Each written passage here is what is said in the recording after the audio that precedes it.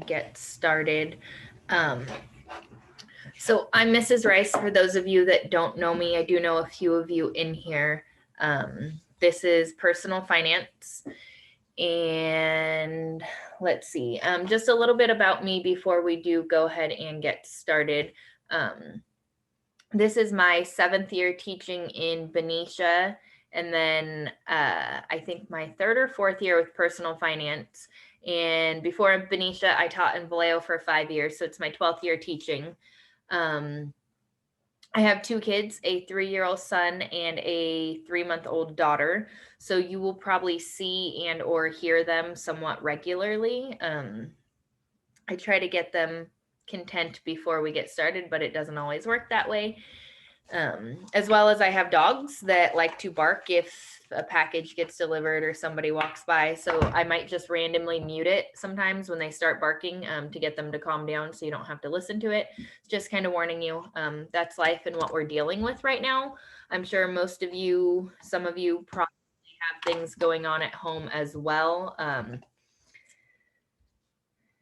But it's easier to hide that when you're not talking to the whole class and you're already muted and most of you have your cameras off. There will be some days that I'm going to ask everybody to have their camera on. I do like you guys to have your camera on. I really like to be able to match a name to the face that I see. It won't be required all the time. There will be some days that I do ask for it though. So just keep that in mind. What else? I'm trying to think if there's anything before we go over our syllabus. So as of now, the class is set to start at 1 o'clock. I know 3rd period technically starts at 12:20, but since we're only going to go, most days will be 30 minutes. Some days might get up to 40 to make sure you get out of here at 1:40. It gives you guys a longer break in between with your lunch. That's kind of my rationale behind it. I will probably ask for your feedback on it maybe in a week or 2 of what you think. You know, if you like the longer lunch break or if you'd rather start at 12:20. What are your initial thoughts? Like, yes, you like it or no, you hate it. You can just type it in the chat if you don't want to say it out loud. What are your initial thoughts about starting class at 1 instead of 12:20? Like, yes, keep it, or no, don't keep it. You can type it to the whole class or me directly. I just want to know your initial thoughts. Okay. And again, your thoughts might change later on. So the school schedule, I believe, is 12:20 to 1:40. But most days I plan on us starting at 1 o'clock. Like I said, it typically gives a little longer of a lunch break. Most people still have a 4th period class. So some people that don't have a 4th period class last semester said start earlier. But that's kind of where we are. So, all right. Just wanted your initial thoughts. Like I said, it's worked for me. Yeah, we will never go 12:20 to 1:40. I have no intention of being here. 45 minutes was the longest I kept any of my finance classes last semester. So there's that. All right, let's go ahead and kind of jump in.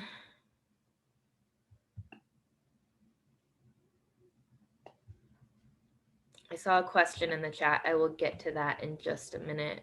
Here's attendance. I wanted to go over. So here is your Google Classroom. I posted the link to our Zoom meeting, though Zoom did just update today. So there's actually possibly going to be a new link. I don't know if your guys' is any different, but mine is different today.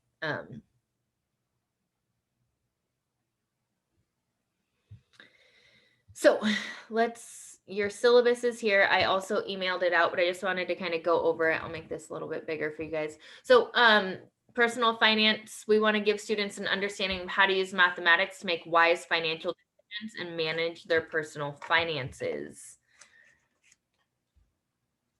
We're going to prepare students hopefully for life after high school and college by learning to apply reliable information and decision making to personal financial decisions.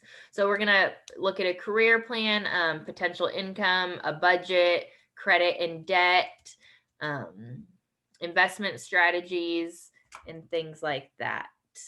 We'll be doing this through research, reading, guest speakers, and projects. So just kind of while we're on this is not like a typical math class if that you've had at Benicia. It's very different, and it's kind of one, it's not as rigorous as most of them in terms of the math that you'll be doing. So if you hate math, that's okay. You can get a C and miss every math problem on the test and still pass this class with at least a C. And that's if you do none of the math on the test. So it's not a very heavy math-based class. So we do some math in here. Also, I like this class because we have a lot more flexibility. You know, if you took integrated 2, you have to do all of the concepts to make sure you're ready for integrated 3. Whereas in this class, it's kind of the end of the road. Personal finance doesn't lead into anything else. So we have a lot more flexibility. If we decide we need to spend more time on budgets or more time on investing, we have the option to do that. All right, so supplies needed. You're going to need something to take notes in. Some of you will choose your Chromebook, and that's fine. I should have kind of put that as an option. Pencils and erasers. There will be some times that we're doing math.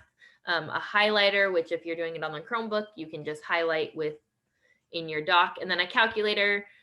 Many of you will use your phones. So the expectations are that you are here on time and prepared every day. Sometimes you will be working either with a partner or in a small group as needed. We're going to try breakout rooms. I have gotten some good feedback and some negative feedback about how people feel about breakout rooms. So we'll see how they go. There is the option of letting people choose who they work with now. I think I saw when I was messing with the Zoom settings. So if you knew someone in the class, that might be more enticing to you.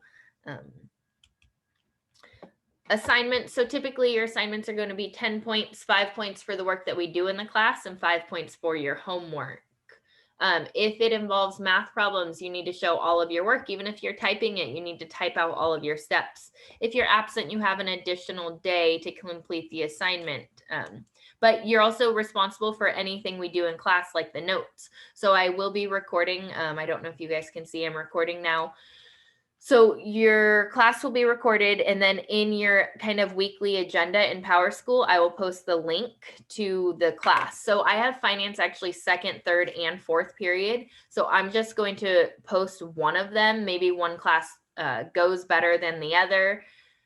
So it might not always be your class period that I post, but it'll be the same stuff.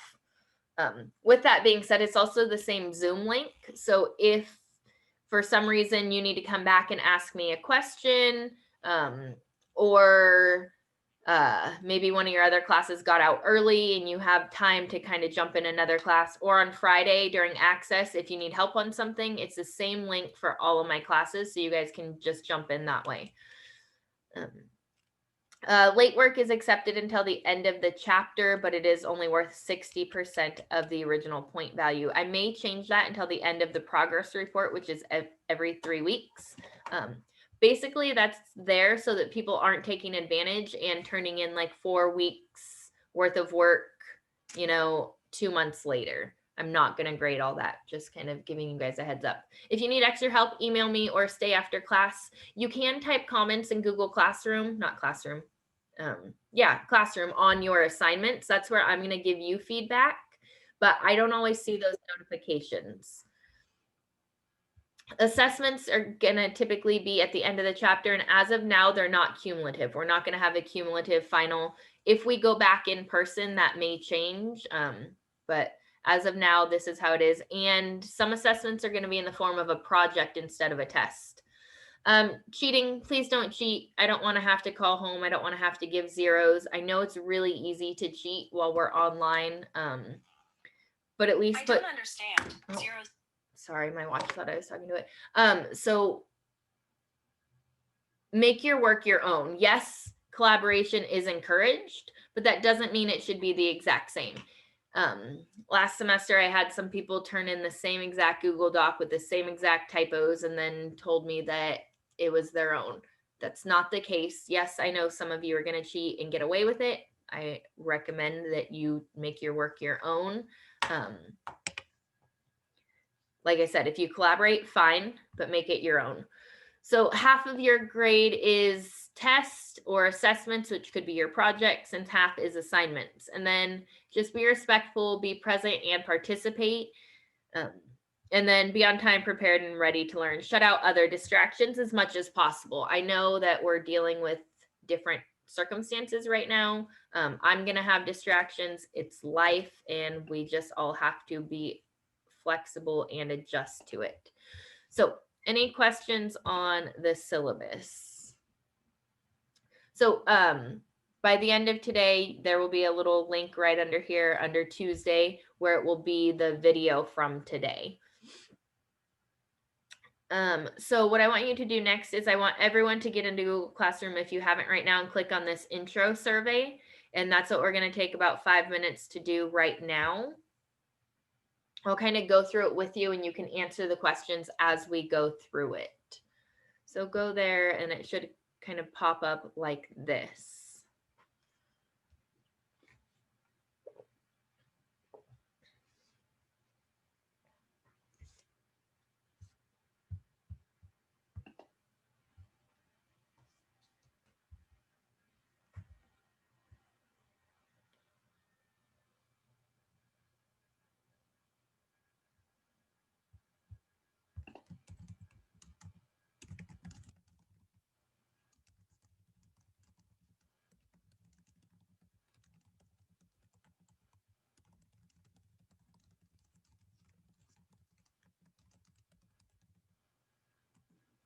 Okay, so if you go by a nickname or a shortened name, your middle name, something like that, tell me here, but include the name I see in Power School and include your first and last name.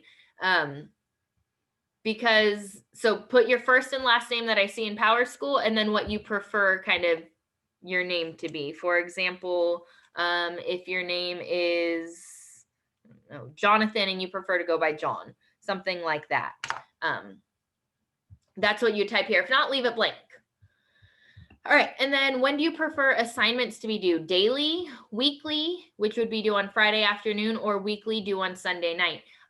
I'm not a fan of weekly due Friday night. If they're going to be due on Friday, I want it in the afternoon so that you could still have your weekend and not have to worry about it. That's my rationale on that. And then honestly, I'm probably not going to grade them on Saturday or Sunday. So if they're Friday afternoon, I might grade them Friday evening. But those are your options there, or other. You can put something else if you do have another preference. Do you have a resume, maybe one you've used for a job or that you've made in another class? Where are you at in your career plans? Do you know exactly what you want to do? You have a few things in mind or you have no clue? Current plans after high school, military, junior college, four-year college, trade school, work, or you are undecided? Why are you taking this class? So I need to take another year of math. I'm interested in personal finance, and maybe not all of it, but maybe you want to learn some certain things. You can type that into other if you prefer. Maybe you needed another elective. I know a lot of people needed that another elective with taking 8 classes this year. How do you best learn? Select all that apply. Maybe you learned something about like your own learning styles now that we're online. Your work experience. Have you ever worked? Maybe you're working now, or maybe you have in the past, but you do a summer job or something. Have you ever had an interview, job, scholarship, etc.? Have you ever been interviewed for something? If you have your own money, how do you spend it? So you can select all that apply here. Maybe you help with household or family bills. Do you have to pay for your own things? Maybe you have to just spend money on things you want, like if you want new shoes or something. Do you save it? Do you get to spend it on whatever you want? And if you want new shoes, your parents buy you your shoes.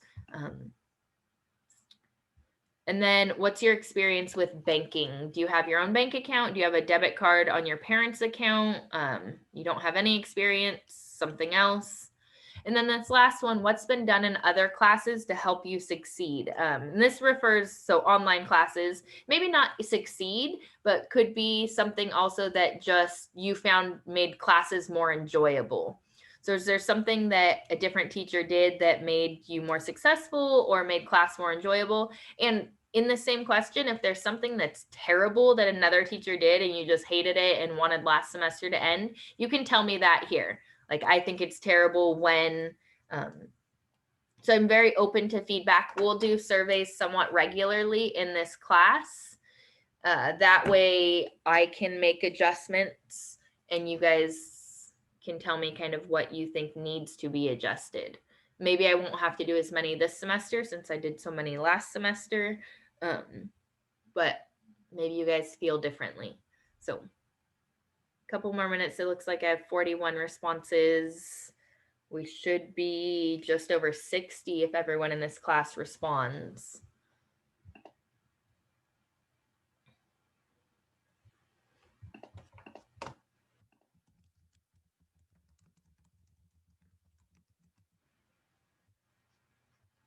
I'll give people just a couple minutes in case they're typing something on that last one.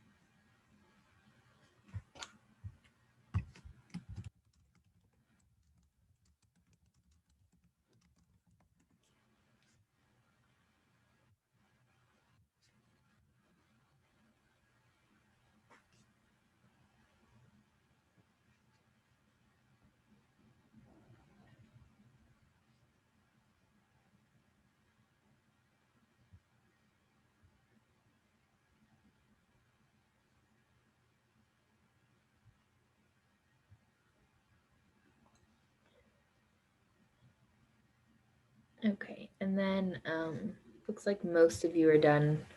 Maybe 10 of you still finishing up. The last thing that we're going to talk about today is your vision board, which is due Sunday night. So you can access it here, or if you go to classwork, you can see that it's here, and it says your due date the 24th at 11:59 p.m.